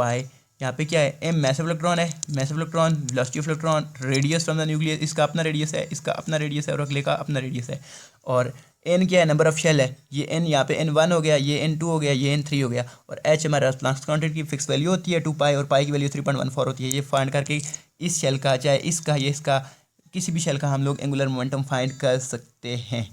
तो ये रदरफोर्ड के बारे में, सॉरी नील बोर के बारे में सारी बातें थी। अब है समरी ऑफ सब एटॉमिक पार्टिकल्स हैं कि एटम के अंदर कौन कौन से पार्टिकल हैं और उसकी समरी क्या है, और उसके बारे में टेबल दिया हुआ, हम लोग इसकी जस्ट समरी देखते हैं ना। ये मेरे पास न्यूक्लियस हो गया, इसके अंदर इलेक्ट्रॉन नेगेटिव, प्रोटॉन पॉजिटिव लाई करते हैं, सॉरी इस पे अंदर सॉरी प्रोटॉन, इसको गलत बता दिया है, वेट अ सेकंड। ये मेरे पास हो गया एक न्यूक्लियस, तो इसके अंदर प्रोटॉन पॉजिटिव होते हैं और न्यूट्रॉन पे ज़ीरो कोई चार्ज नहीं होता, और इसके बाहर मूव कर रहे होते हैं, इस तरह से इलेक्ट्रॉन मूव कर रहे होते हैं, ये मूव कर रहे होते हैं इसके बाहर, ये मूव कर रहे होते हैं इस तरह से ऑर्बिट के अंदर, ये इलेक्ट्रॉन है, तो इस इलेक्ट्रॉन के ऊपर नेगेटिव चार्ज होता है। अब इनके बारे में पढ़ते हैं, देखें कि 3 चीज़ें हैं, एक इलेक्ट्रॉन है, एक प्रोटॉन है, एक न्यूट्रॉन है, इसमें नेगेटिव चार्ज है, इस पर पॉजिटिव है और इस पर ज़ीरो चार्ज है। इलेक्ट्रॉन है, इसकी सिंबल E नेगेटिव है, प्रोटॉन है, इसकी सिंबल P पॉजिटिव है, प्लस चार्ज है, न्यूट्रॉन पे कोई नहीं है तो N0 इसको लिखते हैं, ठीक है। यूनिट्स क्या है, यूनिट चार्ज क्या है, ठीक है। चार्ज जो कैरी करता है इलेक्ट्रॉन के ऊपर -1 हम लेते हैं, प्रोटॉन के ऊपर +1 ले लेते हैं, और न्यूट्रॉन के ऊपर 0 चार्ज होता है। अच्छा, कूलम के अंदर इसको एक्सप्रेस करें तो इलेक्ट्रॉन के ऊपर जो चार्ज होता है 1/602 × 10⁻19 कूलम, प्रोटॉन के ऊपर भी वही वाला चार्ज होता है, और न्यूट्रॉन के ऊपर चार्ज कोई भी नहीं होता। तो रिलेटिव एटॉमिक मास की बात कर रहे हैं, तो देखो इलेक्ट्रॉन का वेट कितना आ गया, 0.004554 इतना AMU में बात करें तो प्रोटॉन का कितना है 1.0, देखो प्रोटॉन का बहुत ज़्यादा आ गया, और इलेक्ट्रॉन का यहाँ पे 1.007 है, तो यहाँ पे 1.008 हो गया, यानी कि न्यूट्रॉन का वज़न सबसे ज़्यादा है। तो पहले इलेक्ट्रॉन है और उससे ज़्यादा वज़न है प्रोटॉन का, उससे ज़्यादा वज़न है किसका, न्यूट्रॉन का। अच्छा, इलेक्ट्रॉन का वज़न बहुत ही कम है, तो इलेक्ट्रॉन से प्रोटॉन का वज़न 1837 टाइम ग्रेटर देन इलेक्ट्रॉन है, यानी कि proton is 1837 times more heavier than electron, और जो न्यूट्रॉन है वो 1842 टाइम जो हैवियर है इस इलेक्ट्रॉन से के मुकाबले। ये बुक में लिखा हुआ भी है, देख लीजिएगा कि इलेक्ट्रॉन से प्रोटॉन कितना भारी है 1837 गुना, और न्यूट्रॉन कितना भारी है 1842। और प्रोटॉन और न्यूट्रॉन आपस में देखें तो ये 1837 1842 ये ऑलमोस्ट इक्वल है। Proton almost equal to neutron, but neutron is something थोड़ा सा बड़ा है, ठीक है ना, थोड़ा सा हैवी है। तो ये थी। अब मैथ की बात करें तो इलेक्ट्रॉन का मैथ बिल्कुल कम होगा ना, -31 आ रहा है, बहुत कम आ रहा है, 9.1 पर -31 आ रहा है, बहुत कम है। तो प्रोटॉन का वजन कितना है, प्रोटॉन का जो आता है मैथ वो है जी 10⁻27 है, 1167 है, ठीक है। और इसका भी 1.67, देखो 1.67, यहाँ तक तो दोनों का वजन सेम है, मतलब दोनों सेम ही है। इसमें इधर 2 आ रहा है और इसमें इधर 4 है, तो थोड़ा सा डिफरेंस आ रहा है। प्रोटॉन न्यूट्रॉन थोड़ा सा भारी हो जाता है प्रोटॉन के मुकाबले में। अच्छा प्रोटॉन, तो आज से हमें इससे क्या साबित होता है, इससे ये साबित होता है कि ये न्यूक्लियस है ना, एटम है, तो एटम का वजन इस प्रोटॉन और न्यूट्रॉन, इस न्यूक्लियस के अंदर प्रोटॉन और न्यूट्रॉन लाई करते हैं, तो सारे का सारा वजन इसकी वजह से होता है। बाकी खाली एटम, उसका वजन बाकी इलेक्ट्रॉन की वजह से नहीं होता है, तो सारा वजन इस प्रोटॉन के न्यूक्लियस, एटम के न्यूक्लियस की वजह से होता है एटम का, ठीक है। अच्छा electronic configuration, one of the most important topic, one of the most important topic आ गया है, और हम लोग इसको चार्जिंग पे भी कर लेते हैं साथ साथ।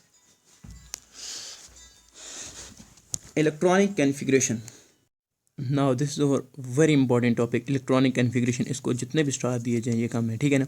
अब इलेक्ट्रॉनिक कॉन्फ़िगरेशन में बता रहा है कि आप लोग जस्ट डेफिनेशन पढ़ लीजिएगा, मैं आपको समझाता हूँ क्या होता है। मेरे पास देखिए एटम है ना, तो एटम के ये न्यूक्लियस हो गया, न्यूक्लियस पॉजिटिव चार्ज है, इसके अराउंड मुख्तलिफ शेल्स आते हैं या एनर्जी लेवल आते हैं। इन शेल्स के अंदर इलेक्ट्रॉन्स की डिस्ट्रीब्यूशन कैसे है, मतलब ये पहला शेल है तो इसके अंदर कितने इलेक्ट्रॉन आएंगे, 2 आएंगे, क्यों 2 आएंगे, वो हमें इलेक्ट्रॉनिक कॉन्फ़िगरेशन बताती है। दूसरे में अंदर 8 इलेक्ट्रॉन आते हैं, 1 2 3 4 5 6 7 8, क्यों 8 आते हैं, इलेक्ट्रॉनिक कॉन्फ़िगरेशन से पता चलता है कैसे आते हैं। तीसरे में कितने आते हैं, इस तरह से अल्टरनेटिव इलेक्ट्रॉन्स हमारे आते रहते हैं। तो न्यूक्लियस के इर्द गिर्द इलेक्ट्रॉन कैसे डिस्ट्रीब्यूट किए हुए हैं, ये हमें कौन बताता है, इलेक्ट्रॉनिक कॉन्फ़िगरेशन बताती है। अच्छा एक और बात है कि न्यूक्लियस के इर्द गिर्द जो हमारा, न्यूक्लियस के इर्द गिर्द जो शेल्स हैं, इसको क्या क्या नाम देते हैं, इसको हम बोलते हैं शेल्स भी, इसको हम बोलते हैं ऑर्बिट भी, और इसको हम बोलते हैं एनर्जी लेवल भी। ये 3 नाम है ना। तो इन एनर्जी लेवल, इन शेल्स को कुछ नाम दिए गए हैं। ये हमारे पास पहला शेल है, ये दूसरा है, ये तीसरा है, फिर चौथा आएगा, 5वां इस तरह आते जाएंगे। पहले का नाम है के, दूसरे का एल, तीसरे का एम, चौथे का एन। तो इस तरह से हमारी नेमिंग चलती जाती है। पहले को के बोलते हैं, दूसरे को एल, तीसरे को एम, चौथे को एन, फिर ओ, 5वां ओ, फिर अप टू सो ऑन चलते आते हैं। अब हमें कैसे पता चलेगा कि पहले में मैंने कहा 2 इलेक्ट्रॉन है, क्यों 2 हैं, दूसरे में 8 है, कैसे 8 है हमें पता कैसे चलेगा, वो उसके लिए एक फार्मूला है 2n का स्क्वायर। अब ये फार्मूला लगाए तो हमें पता चल जाएगा कि देखें दूसरा शेल है, ये वाला इतना है, ये दूसरा शेल है ना, तो इसमें मैंने कहा 8 इलेक्ट्रॉन है, 8 डालें मैंने, क्यों 8 डालें, देखें फार्मूला लगाएं, 2n की क्या वैल्यू है इसके लिए, ये n1 है, ये n2 है, ये n3 है, तो ये वाला n2 हो गया ना, तो n2, तो n की जगह 2 लिखें, n की जगह मैंने लिखा 2 और इसका स्क्वायर, तो इज इक्वल टू 2 ज़ा 4 4 2 ज़ा 8 आ गए। तो दूसरे शेल में 8 है। अब तीसरे में कितने मुझे भी नहीं पता, आओ देखते हैं, 1 2 3, तीसरे शेल में कितने, 2 इंटू 3 का स्क्वायर हो जाएगा ना, 3 का स्क्वायर इज इक्वल टू 3 3 ज़ा 9 9 2 ज़ा 18। तो तीसरे शेल में मैं 18 डालूंगा, 1 2 3 4 5 6, इस तरह 18 आएंगे इलेक्ट्रॉन्स तीसरे शेल के अंदर। तो ये इस तरह से इलेक्ट्रॉनिक कन्फिग्रेशन में बताती है। अब इलेक्ट्रॉनिक कन्फिग्रेशन को फाइंड कैसे करते हैं, उसके लिए हमें कुछ बेसिक टर्मिनोलॉजीज़ का पता होना लाजमी है। अब हमारे पास है शेल्स है, ऑर्बिट है, और अच्छा एक और बात क्लियर कर लें आप लोग, उसके बाद में इलेक्ट्रॉनिक कन्फिग्रेशन प्रॉपर सीखते हैं कि वो किस तरह हम लोग फाइंड आउट करते हैं। अब देख लें ये मेरे पास न्यूक्लियस है ना, तो ये पहला शेल है, ये दूसरा शेल है, ये तीसरा ऑर्बिट या एनर्जी लेवल है, ये मेरे पास आ गया जी चौथा आ गया। अब इस शेल के अंदर, इन शेल्स के अंदर मेरे पास सब शेल्स भी हैं। पहले शेल के एक पास एक ही सब शेल है, वो एस है, कुछ इस तरह से है। ये दूसरा शेल है, इसके पास 2 सब शेल हैं, एक एस है इस तरह से, और एक मेरे पास पी है इस तरह से। तीसरे के पास 3 है, एक एस है, एक ये वाला पी है, और एक इस तरह से डी है। चौथे के पास फिर 4 आ जाते हैं, ठीक है ना, इस तरह से सब शेल आ जाते हैं। तो इसको हम देखते हैं, पहले हम इसको थोड़ा साइड पे कर लेते हैं, दिस वन, इन इसको मूव कर ले यहाँ पे। अब देख लें, नाउ मैंने क्या बोला है कि सब शेल कौन कौन से होते हैं? सब शेल है, एक होता है एस, एक होता है पी, और फिर होता है, यहाँ पे देख लेते हैं डी, और यहाँ पे लिख लेते हैं इसको दोबारा से कर लेते हैं, यहाँ पे लिख लेते हैं एफ। कितने सब शेल हो गए? S P D F. S की शेप होती है, एस में इलेक्ट्रॉन आ सकते हैं मैक्सिमम 2, पी में आ सकते हैं 6, डी में आ सकते हैं 10, एफ में आ सकते हैं 14। कैसे आते हैं? एस में 2, एस की शेप है इस तरह से स्फेरिकल, क्या है? स्फेयर जैसे होता है ना, एक स्फेयर की तरह स्फेरिकल है, और इसमें 2 इलेक्ट्रॉन आ सकते हैं, एक यहाँ पे और एक यहाँ पे, बस। मतलब एस में 2 इलेक्ट्रॉन आ सकते हैं, एक इस तरह से, एक इस तरह से, ये 2 इलेक्ट्रॉन आएंगे। पी में 6 इलेक्ट्रॉन आ सकते हैं, पी में 6, पी की शेप है डम्बेल। अब इलेक्ट्रॉन या तो यहाँ ऊपर आएगा या तो यहाँ नीचे आएगा, इस तरह से इलेक्ट्रॉन। पी की शेप क्या है? डम्बेल। तो पी के पास 3 ऑर्बिटाल हैं, एक इलेक्ट्रॉन इधर आएगा, एक यहाँ 2, एक यहाँ 3, 4, 5, 6। तो पी में कितने आ गए? 6 इलेक्ट्रॉन आ गए। डी में 10 आ सकते हैं, डी के पास 5 जो ऑर्बिटाल है, 5 डब्बे हैं डी के पास, ये याद रख ले, 5 डब्बे हैं, 1 2 1 2 3 4 5, 1 2 3 4 5। कितने इलेक्ट्रॉन? 10 आ सकते हैं, 1 2 3 4 5 6 7 8 9 10। इसमें डी में 10 आ गए, और एफ में 14 आ सकते हैं। तो 60 डब्बे हैं इसके पास, 60 डब्बे बना लें, 1 2 3 4 3 4 5, ये 6, दिस वन, 1 2 3 4 5 6, एक ही दफ़ा डाल देते हैं, बस सारे फिल करें तो 14 हो जाएंगे। तो 14 इलेक्ट्रॉन आ सकते हैं एस एफ के अंदर, ठीक है। और इसकी शेप डी की जो है वो डबल डम्बेल है, ये एक डम्बेल, ये दूसरी डम्बेल। एफ़ की जो है वो कॉम्प्लिकेटेड है, वो हम नहीं पढ़ते हैं। तो आपको इतना पता होना चाहिए, एस में 2 इलेक्ट्रॉन आ सकते हैं, पी में 6 आ सकते हैं, डी में 10 आ सकते हैं, और एफ़ में 14 आ सकते हैं। तो ये पहला शेल है ना। तो एक और बार रिपीट करवा देता हूँ कि ये न्यूक्लियस है, तो ये पहला शेल है, तो इसके पास एक ही सब शेल आएगा, उसका नाम होगा एस। ये वाला एस आएगा। एस क्यों ऐसा आएगा? क्योंकि ये न्यूक्लियस के बिल्कुल करीब है, इसका साइज़ बहुत छोटा है, इस शेल का साइज़ बहुत छोटा है, ये न्यूक्लियस के करीब होता है, तो इसमें एक ही सब शेल आता है, उसका नाम होता है एस। पी इसमें नहीं आ सकता।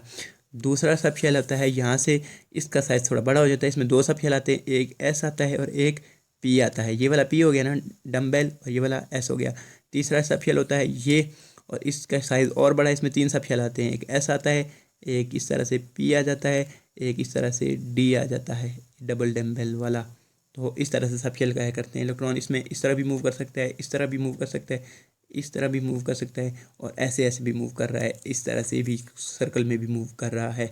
तो ये आप लोगों को चीज़ें क्लियर हो गई हैं, ठीक है। ये शेप्स बनी हुई है, बुक पे साथ में दी हुई हैं, देख लीजिएगा।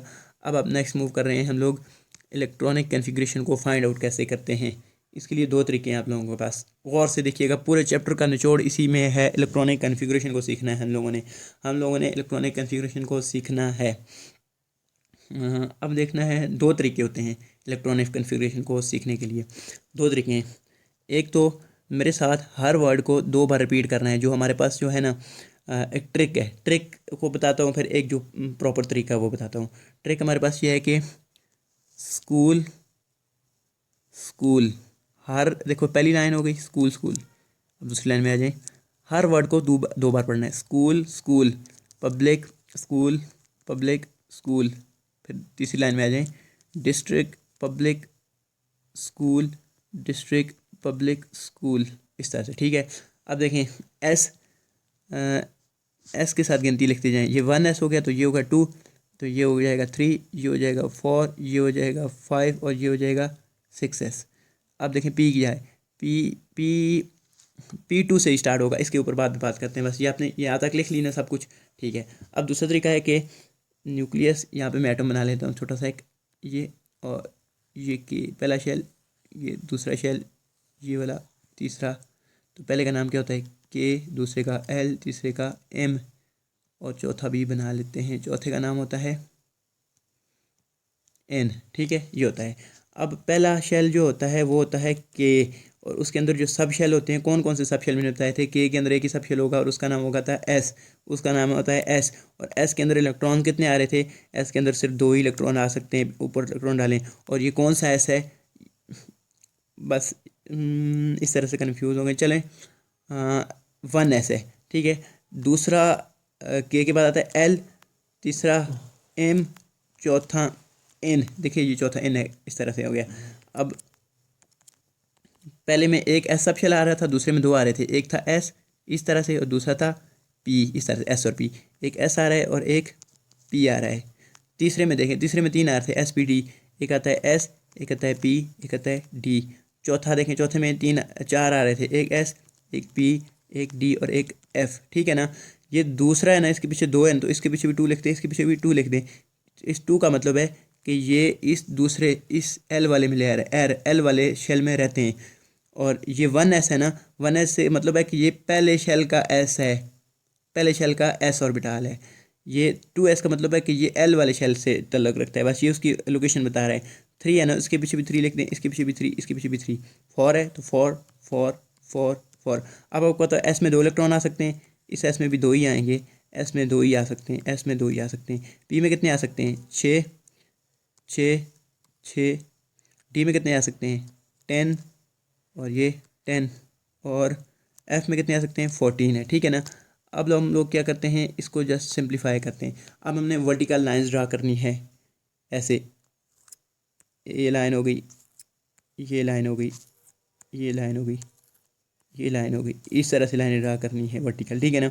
अब हमने आना है पहली के टेल से दूसरी के हेड पे, फिर इसकी हेड से हम फिर जाएंगे इसकी दूसरी के टेल के ऊपर, उससे फिर हेड की तरफ आएंगे, इसके हेड से फिर जाएंगे दूसरी की टेल के ऊपर, उसकी टेल से फिर हेड की तरफ, इस तरह से कंटिन्यूस हमारा प्रोसेस चलता रहेगा। अब पहले की ये टेल है, फिर हेड है, इसकी हेड से फिर उसकी ये इस तरह इस टेल पे जाएंगे, फिर आगे मूव करेंगे, इस तरह हम मूव करते जाएंगे तो इलेक्ट्रॉनिक कन्फिग्रेशन होती जाएगी। अब हम इलेक्ट्रॉनिक ये स्कूल वाला जो दूसरी एग्जाम्पल है इस साइड पर आप देख लें कि ये देखें 1s 2s, ये वाला 3s 4s 5। ठीक है। अब पी कहाँ से स्टार्ट होता है? पी आपको पता है दूसरे शेल से स्टार्ट होता है ना। पी पहले शेल में आ ही नहीं सकता, दूसरे में आएगा ना। तो ये पी क्या हो गया? 2p, फिर 3p, फिर 4p, फिर ठीक है। ये 4p का क्या मतलब है कि ये पी चौथे शेल का है, ये पहला शेल, ये दूसरा, ये तीसरा, ये पी 4p बता रहा है कि ये इस शेल का पी है। ठीक है ना, 4 ये बता रहा होता है। फिर डी तीसरे से स्टार्ट होता है, आपको पता है डी दूसरे में नहीं आ सकता, तो ये 3d, ये 4d और इस तरह से आते रहते हैं। ठीक है ना।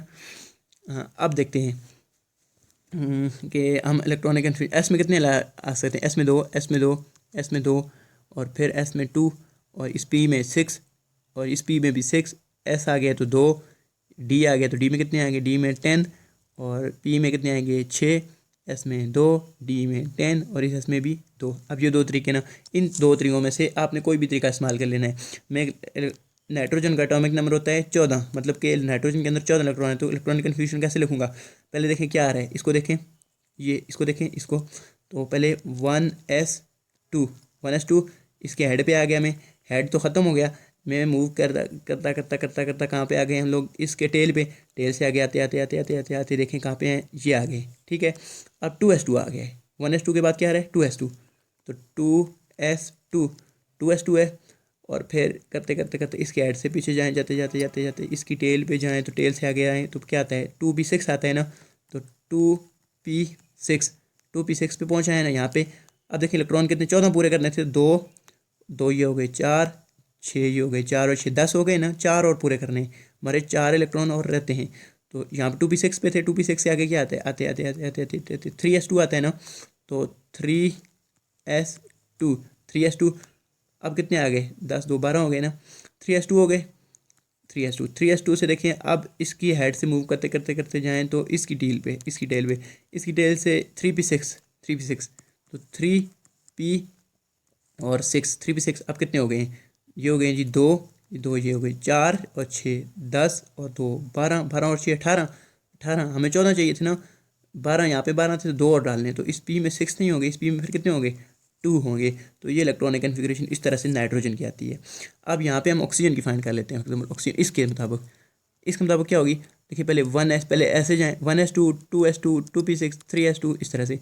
तो पहले ऑक्सीजन का होता है एटॉमिक नंबर, ऑक्सीजन का होता है O2 की फाइंड कर लेते हैं। ऑक्सीजन सॉरी, बस कोई भी एक्स एलिमेंट है उसका एटॉमिक नंबर 16, तो हम 16 की फाइंड कर लेते हैं 16 के लिए। ठीक है। तो क्या होगा? 1s2, ये ऊपर देखें 1s2 है, 1s2 के बाद क्या है? 2s2 है, तो मैं लिख देता हूँ 2s2 है। 2s2 के बाद क्या है? 2p6 है, मैं लिखता हूँ 2p6 है।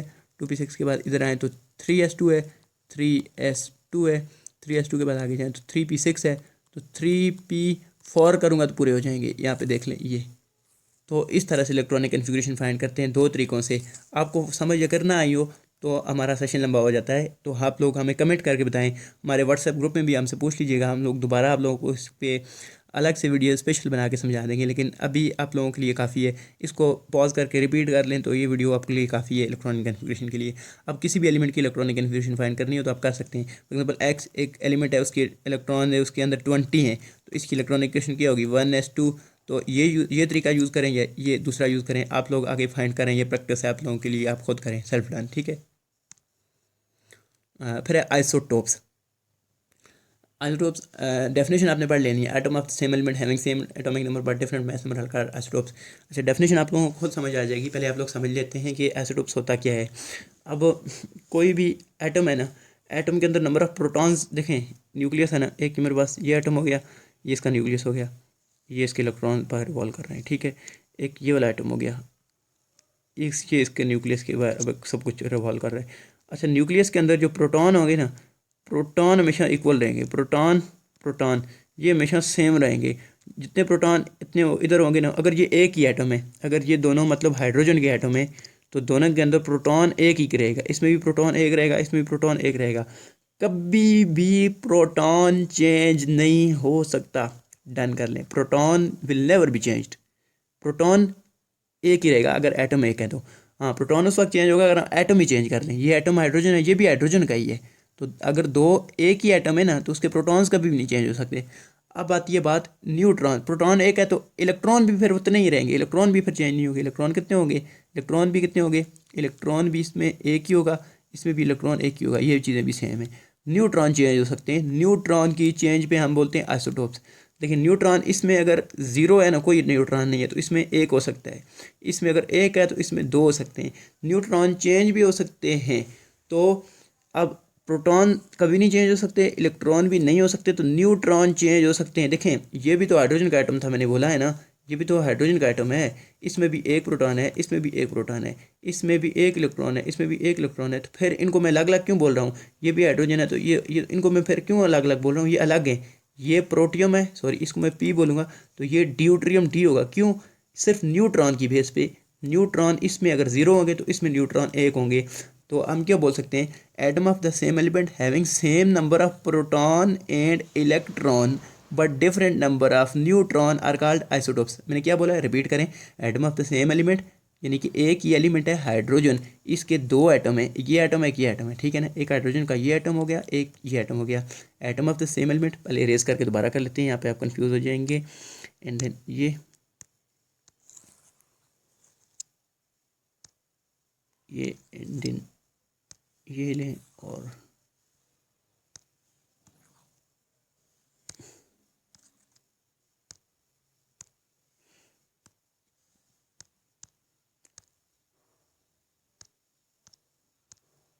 ठीक है।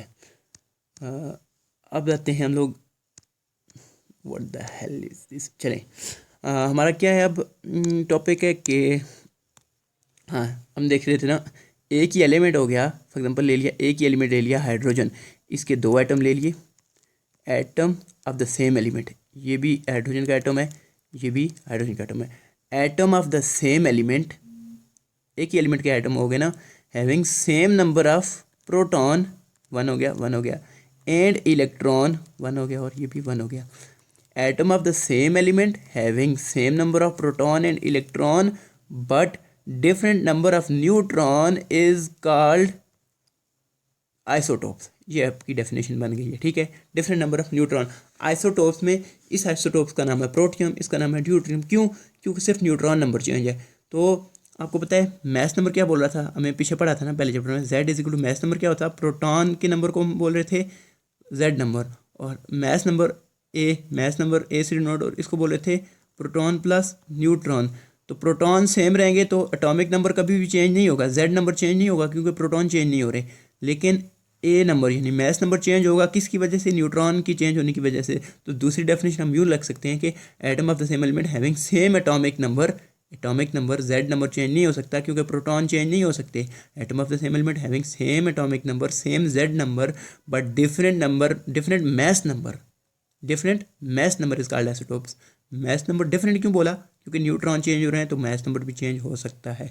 इसको बोलते हैं आइसोटोप्स। ठीक है। अब आइसोटोप्स ऑफ नेक्स्ट किसके दिए हुए हैं? हाइड्रोजन के हैं। तो हाइड्रोजन के आइसोटोप से पहले हम इसको रेज करके कुछ बातें यहाँ पे कर लेते हैं हाइड्रोजन के बारे में। ये just a minute and then cut of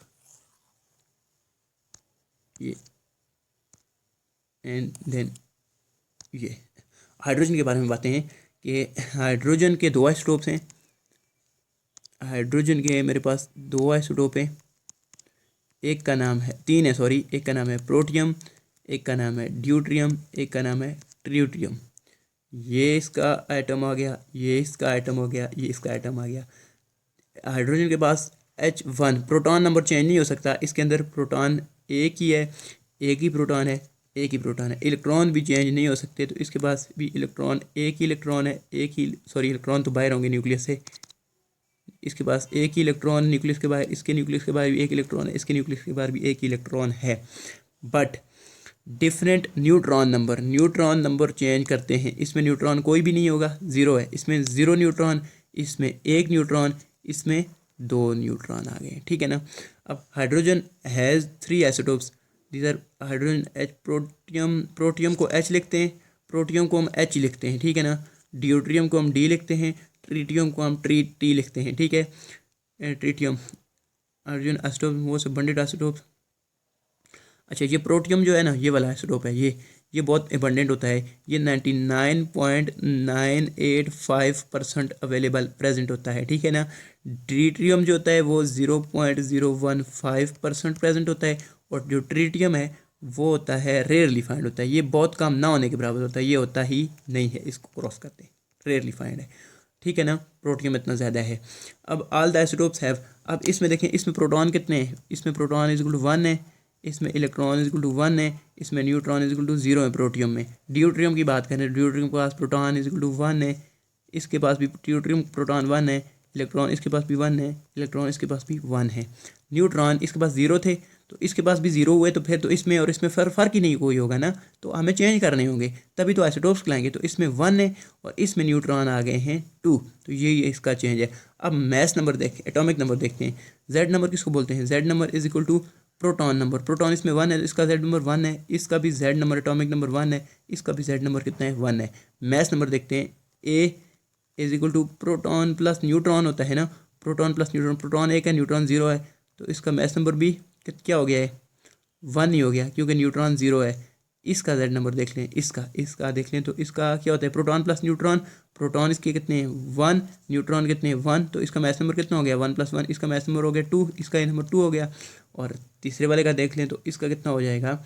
इसका मैस नंबर हो जाएगा A is equal to proton plus neutron. आप कंफ्यूज हो जाएंगे, नेक्स्ट पेज पे जाके करते हैं, छोड़ें इसको अभी। ये देखें, अब है मेरे पास क्या था? हाइड्रोजन, इसके 3 आइसोटोप्स हैं। एक H, इसको बोलते हैं प्रोटियम को H बोलते हैं, दूसरा है ड्यूट्रियम, तीसरा है ट्रिटियम। ठीक है ना। अब तीनों के आइटम हम बना लेते हैं कलर चेंज करके। ये हो गया मेरा प्रोटियम का आइटम, ये हो गया ड्यूट्रियम का, ये हो गया ट्रिटियम का।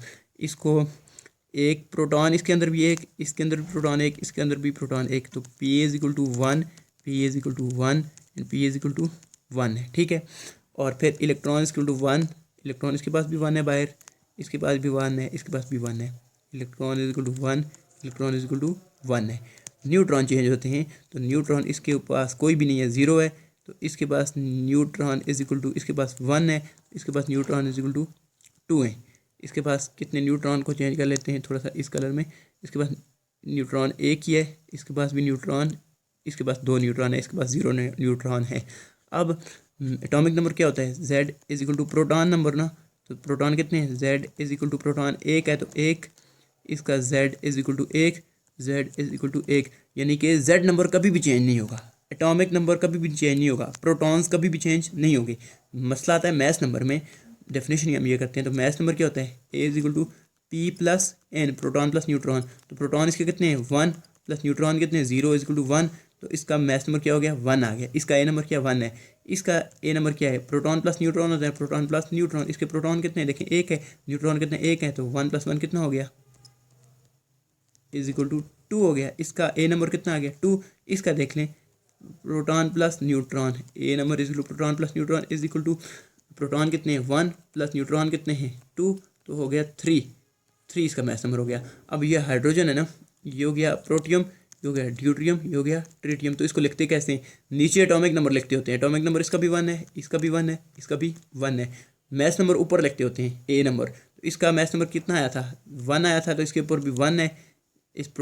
इसका ड्यूट्रियम का कितना आया था 2, तो इसके ऊपर 2 लिखेंगे, उसके ऊपर 3 लिखेंगे। तो इस तरह से इसको प्रेजेंट भी करते हैं, इस तरह से इसके एटॉमिक स्ट्रक्चर भी बनाते हैं। तो ये सारे आपने बनाने हैं। अगर आप लोगों ने पेपर में भी आ गए तो उसके साथ थ्योरी आपने 0% लिखनी है, 0%। हाँ, इतना ये अबंडेंस लिख देनी है कि प्रोटियम की अबंडेंस कितनी थी 99.985 अप टू समथिंग ये परसेंट थी। ड्यूट्रियम की थी 0.015 शायद, इतनी सी देख लीजिएगा। और ट्रिटियम की कितनी थी रेयरली फाइंड है, इसकी बिल्कुल ना होने के बराबर थी। तो ये चीज़ें आपने थ्योरी बिल्कुल भी नहीं लिखनी, ये चीज़ें आपने एक्सप्लेन करनी है। ये हाइड्रोजन का हो गया है, और ये तो आपने स्ट्रक्चर ऊपर एक्सप्लेन कर दिए, स्ट्रक्चर जैसे उस तरह से ही देख लेने। और फिर आ गया जी AMU के, ये इसकी वजह से देखो आइसोटोप्स की वजह से चेंज होने की वजह से हमारे पास देखो एक ऑक्सीजन वाटर क्या होता है H और H2O होता है ना, ऑक्सीजन के साथ 2 हाइड्रोजन है। अगर इस हाइड्रोजन का ये प्रोटियम आइसोटोप्स है ना, अगर ड्यूट्रियम लगाओ तो ऑक्सीजन, और इधर भी ड्यूट्रियम लगाओ, इधर भी ड्यूट्रियम लगाओ, तो फिर क्या हो जाएगा, इसका मैस, इसकी प्रॉपर्टी और इसकी प्रॉपर्टी चेंज हो जाएंगी। देखें सबसे पहले मालिक्यूलर मैस है, इस प्रोटियम जो नॉर्मल वाटर है इसका मैस है 18.02 है, तो ड्यूट्रियम का हो जाएगा 20.03। देखिए मैस बढ़ गया ना। अच्छा फिर देखिए डेंसिटी इसकी है 1.00 है प्रोटियम की, ये नॉर्मल वाटर है, ठीक है, ये हैवी वाटर है। इसकी कितनी हो जाएगी, इसकी हो जाएगी 1.105। देखिए डेंसिटी भी बढ़ गई है, मैस भी बढ़ गया, डेंसिटी भी बढ़ गई। फिर देखिए तीसरा मेल्टिंग पॉइंट इसका 0 पे, देखो पानी का मेल्टिंग पॉइंट क्या है 0 है ना, बर्फ़ जाके 0 पे पिघल जाती है ना, 0 से ऊपर पिघलती है, तो इसका है 3.85, ठीक है। अब फिर बॉइलिंग पॉइंट इसका 100 है, तो इसका कितना है 101 शरिया समथिंग है। तो इससे से प्रॉपर्टीज़ भी चेंज कर जाता है अब आइसोटोप्स चेंज होने की वजह से। नाउ आइसोटोप्स ऑफ कार्बन है, कार्बन के हमारे पास कितने आइसोटोप्स हैं, कार्बन के भी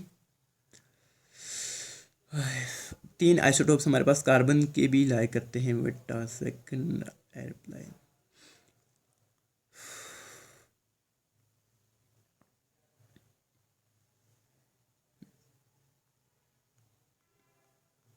now there are 3 isotopes of carbon, carbon 12, carbon 13 and carbon 14। जैसे कि इसके 3 आइसोटोप्स हैं हाइड्रोजन के, इस तरह के कार्बन के भी 3 हैं।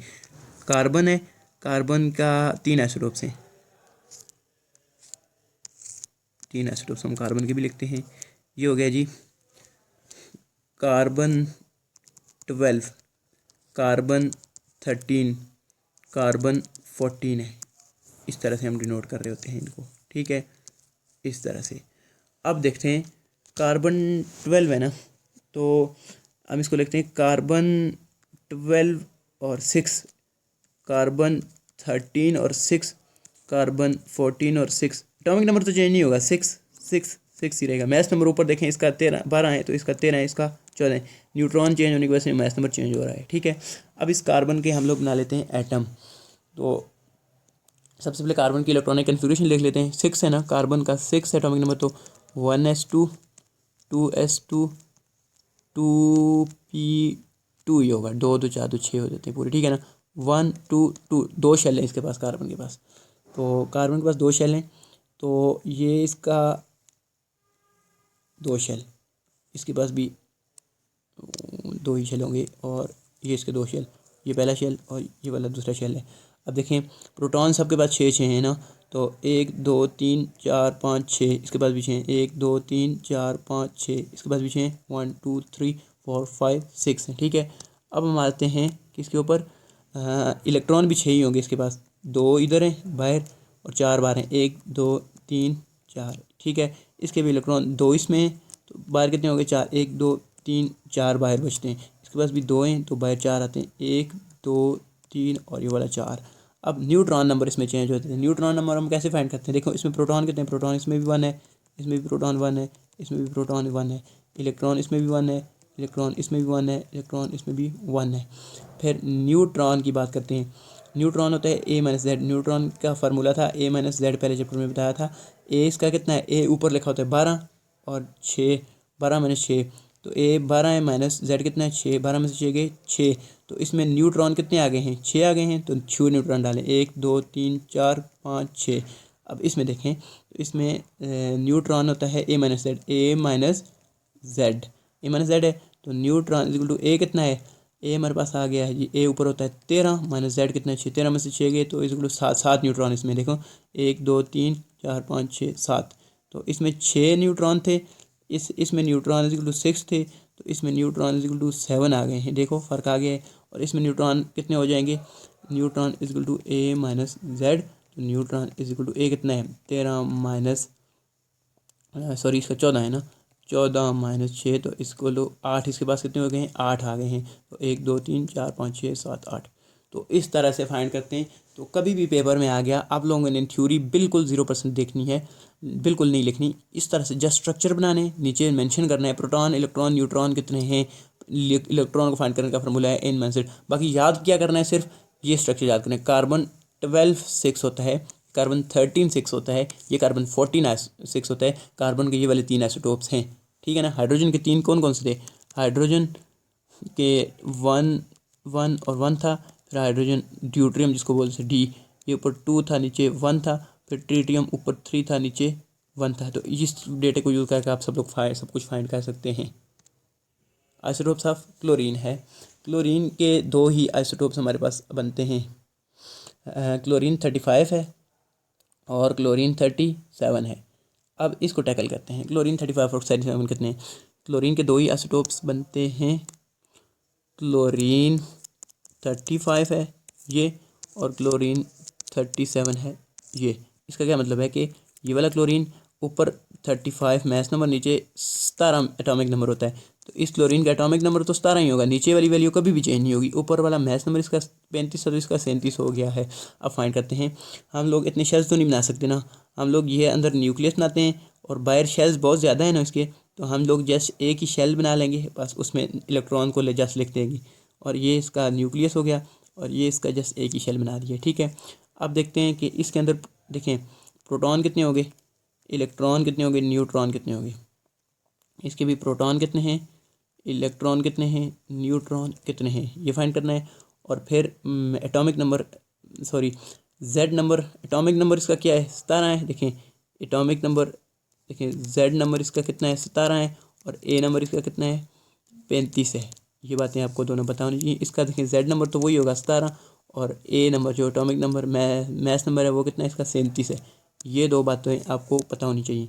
अब प्रोटॉन इसका भी न्यूट्रॉन तीनों चीज़ फाइंड करते हैं। प्रोटॉन इसके पास कितने हैं 17 है ना, 17 प्रोटॉन है, तो इसके पास प्रोटॉन कितने होंगे 17 होंगे। अब 17 हम बना तो नहीं सकते ना, पी इज इक्वल टू 17 लिख दें, इसके पास भी पी इज इक्वल टू 17 लिख दें, तो पी इज इक्वल टू 17 है। पेपरों में भी इस तरह से ही बनाना है।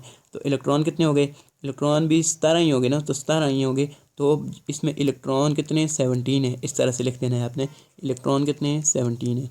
तो न्यूट्रॉन की बात करें, न्यूट्रॉन क्या होता है ए माइनस जेड होता है ना, तो ए कितना था इसका 35 माइनस 17 करें तो जो आंसर आया, तो इसको इलेक्ट्रॉन तो वही थे 17 थे और न्यूट्रॉन क्या था ए माइनस जेड, तो ए कितना है इसका 37 माइनस 17, तो 35 माइनस 17, इसके अंदर 18 न्यूट्रॉन आ जाते हैं और इसके अंदर 20 न्यूट्रॉन आ जाएंगे। इस तरह से फाइंड करेंगे तो न्यूट्रॉन इसके आते हैं 18 और इसके न्यूट्रॉन आते हैं 20। तो इसी तरह से पेपर में आपने इस तरह से सिस्टमेटिक वे में लिखना है, थ्योरी बिल्कुल नहीं लिखनी।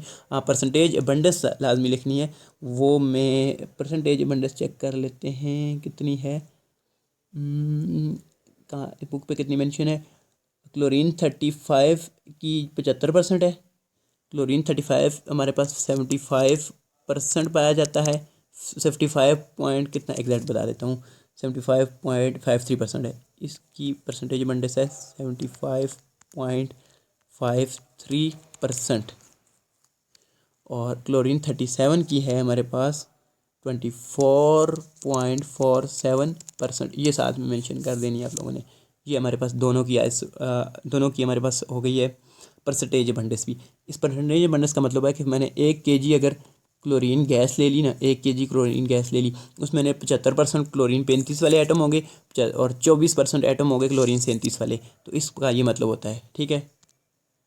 अब है आइसोटोप्स ऑफ यूरेनियम, ये आखिरी आइसोटोप्स है हमारे पास। Isotopes of uranium is our last topic, and then uranium. Uranium के 3 आइसोटोप्स हैं, यूरेनियम 234, यूरेनियम 235 और यूरेनियम 238। ये जितना गंदा लिखेंगे इतना प्यारा लगेगा। ये 3 आइसोटोप्स हैं यूरेनियम के यहाँ पे।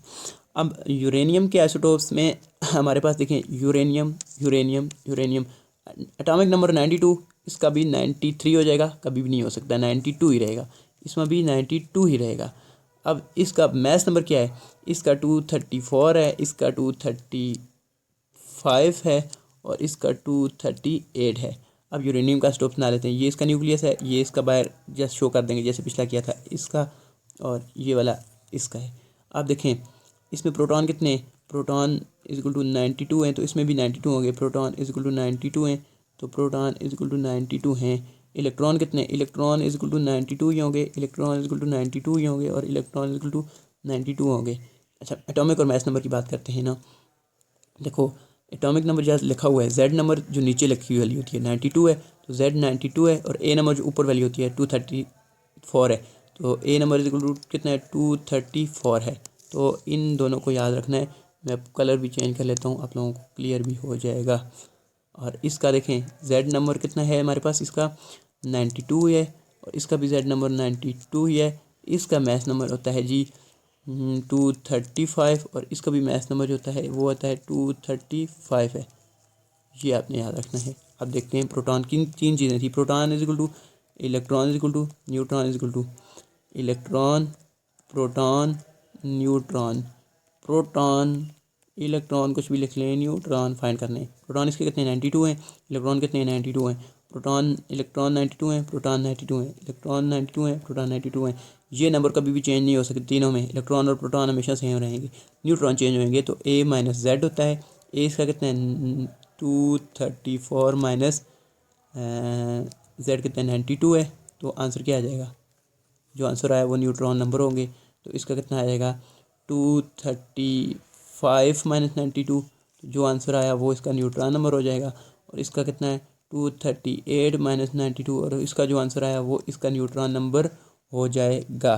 तो इसके न्यूट्रॉन्स के नंबर आ जाते हैं 142, इसका 143 और इसका 146, जब वो माइनस करते हैं। तो ये हमारे पास यूरेनियम के आइसोटोप्स बनते हैं। बुक्स में बिल्कुल इसी तरह से लिखने हैं। और इसकी परसेंटेज अबंडेंस की बात करें तो यूरेनियम 234,